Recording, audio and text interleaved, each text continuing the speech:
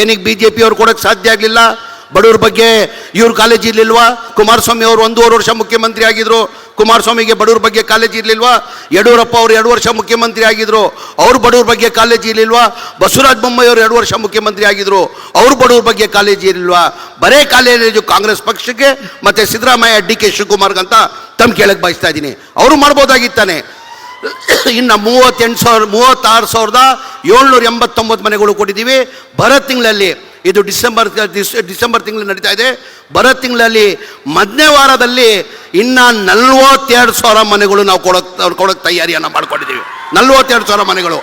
ಅದ್ರ ಜೊತೆಯಲ್ಲಿ ಬ್ಯಾಂಗ್ಳೂರು ಸಿಟಿ ತಮಗೆಲ್ಲ ಗೊತ್ತೇ ಇರ್ಬೋದು.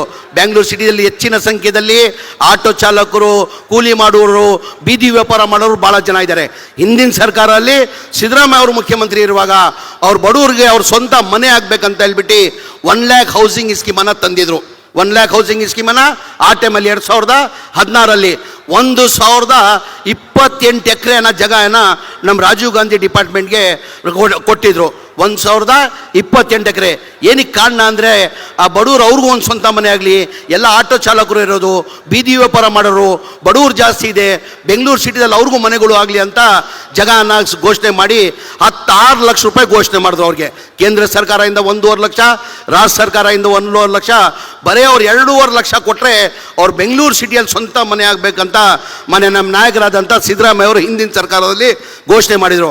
ಅದಾದಮೇಲೆ BJP ಸರ್ಕಾರ, ನಮ್ಮ ಸರ್ಕಾರ ಹೋಯಿತು, 17 ಬಂತು, ಗುದ್ಲಿ ಪೂಜೆ ಆಯಿತು, ಕೆಲಸ ಶುರುವಾಯಿತು. ಅದಾದಮೇಲೆ ಸಮ್ಮಿಶ್ರ ಸರ್ಕಾರ ಬಂತು. ಆ ಅವಧಿಯಲ್ಲಿ ಕುಮಾರಸ್ವಾಮಿ ಅವರು ಏನೂ ಮಾಡಿಲ್ಲ. ಅದಾದಮೇಲೆ BJP ಸರ್ಕಾರ ಬಂತು, ಯಡಿಯೂರಪ್ಪ ಅವರು ಏನೂ ಮಾಡೋಕ್ಕಾಗಲಿಲ್ಲ. ಆಮೇಲೆ ಬಸವರಾಜ ಬೊಮ್ಮಾಯಿ ಅವರು ಮುಖ್ಯಮಂತ್ರಿ ಆದರು 2021ರಲ್ಲಿ. 2021ರಲ್ಲಿ ಕರೆಸಿ ರಿವ್ಯೂ ಮೀಟಿಂಗ್ ಮಾಡಿ ಇದು 6 ಲಕ್ಷ ಮನೆ ಇದ್ದಿದ್ದು 10,60,000 ರೂಪಾಯಿ ಮಾಡಿದ್ರು. ಎಷ್ಟು ಮಾಡಿದ್ರು? 6 ಲಕ್ಷ ಇದ್ದಿದ್ದು 10,60,000 ಮಾಡಿದ್ರು. ಅದಕ್ಕಂತ ಹೇಳ್ಬಿಟ್ಟು GST ಆಗಿದ್ರು, 60,000 ರೂಪಾಯಿ GST ಹಾಕಿ 11,20,000 ಆದರು.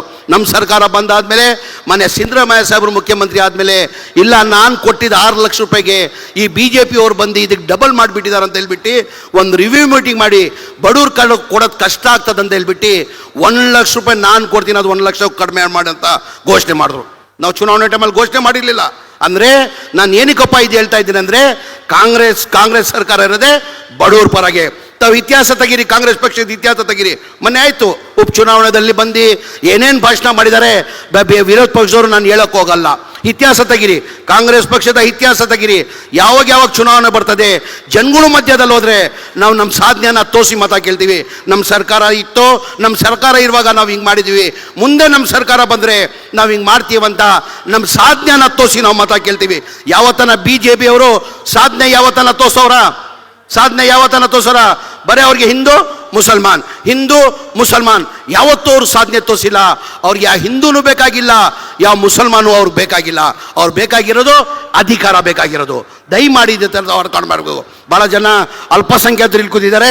ನಸೀರ್ ಅಹಮದ್ ಸಾಹೇಬರು ಹೇಳಿದ್ದಾರೆ, ನಮ್ಮ ಇಸ್ಲಾಂ ಧರ್ಮದಲ್ಲಿ ನಮ್ಮ ಜಾತಿ ಭೇದ ಮಾಡಿ ಅಂತ ನಮ್ಮ ಇಸ್ಲಾಂ ಧರ್ಮ ಹೇಳಿಲ್ಲ. ಮಜಹಬ್ ನಹಿ ಸಿಖಾತಾ आपस में बैर रखना, हिंदी है हम, हिंदुस्तान हमारा, सारे जहां से अच्छा हिंदुस्तान हमारा. ನಮ್ಮ ಇಸ್ಲಾಂ ಧರ್ಮ ಹೇಳ್ಕೊಡಿರೋದು. BJP ಬರೇ ಜಾತಿ. ದಯಮಾಡಿ ಇದೆಲ್ಲ ತಾವು ಅರ್ಥ ಮಾಡ್ಕೊಳ್ಬೇಕಾಗ್ತದೆ.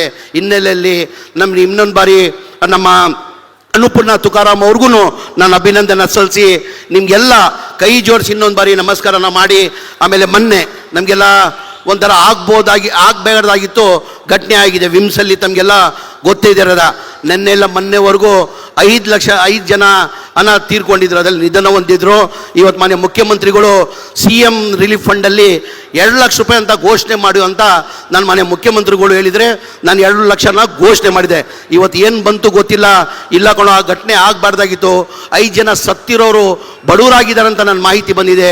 ಅವ್ರಿಗೆ 2 ಲಕ್ಷ ಘೋಷಣೆ ಮಾಡಿದ್ಯಾ, ಇನ್ನು 3 ಲಕ್ಷ ಘೋಷಣೆ ಮಾಡು, 5 ಲಕ್ಷ ಪರಿಹಾರ ಕೊಡ್ತೀವಿ ಅಂತ ಮಾನ್ಯ ಮುಖ್ಯಮಂತ್ರಿ ಇವತ್ತು ಸೂಚನೆಯನ್ನು ಕೊಟ್ಟಿದ್ದಾರೆ. ಇವತ್ತು 5 ಲಕ್ಷ ಕೊಡಬೇಕಂತ ತೀರ್ಮಾನ ಮಾಡಿದ್ವಿ. ಆ ಹಿನ್ನೆಲೆಯಲ್ಲಿ ತಾವೆಲ್ಲ ಅರ್ಥ ಮಾಡ್ಕೊಂಡು, ನಾವು ಕಾಂಗ್ರೆಸ್ ಪಕ್ಷ ಇರೋದೇ ಬಡವ್ರ ಪರ ಸೇವೆ ಮಾಡೋಕ್ಕೆ ನಾವಿರೋದು. ಕಾಂಗ್ರೆಸ್ ಪಕ್ಷಕ್ಕೆ ಜಾತಿ ಇಲ್ಲ. ಕಾಂಗ್ರೆಸ್ ಪಕ್ಷಕ್ಕೆ ಎಲ್ಲ ಸಮಾಜದವ್ರಿಗೂ ಜೊತೆ ಯಾವುದನ್ನ ಪಕ್ಷ ತಗೊಂಡು ಹೋಗ್ತಾ ಇದೆ ಅದು ಕಾಂಗ್ರೆಸ್ ಪಕ್ಷ. ನಾನು ಮುಸ್ಲಿಂ ಆಗಿದ್ದೀನಿ, ಎಲ್ಲ ವೇದಿಕೆ ಮೇಲೆ ಹೇಳ್ತೀನಿ ಸರ್, ನಾನು ಡಿ ಕೆ ಶಿವಕುಮಾರ್ ಸಾಹೇಬ್ರೆ, ನಾನು ಮುಸ್ಲಿಂ ಆಗಿರ್ಬೋದು, ಅದಕ್ಕಿಂತ ಮುಂಚೆ ನಾನೊಬ್ಬ ಹಿಂದೂಸ್ತಾನಿ ಕನ್ನಡಿಗ, ಆಮೇಲೆ ಮುಸ್ಲಿಂ ಅಂತೀನಿ ನಾನು. ನಮ್ಮ ಕಾಂಗ್ರೆಸ್ ಪಕ್ಷಕ್ಕೆ ಜಾತಿ ಇಲ್ಲ ಸ್ವಾಮಿ, ನಮ್ಮ ಕಾಂಗ್ರೆಸ್ ಪಕ್ಷಕ್ಕೆ ಜಾತಿ ಇಲ್ಲ.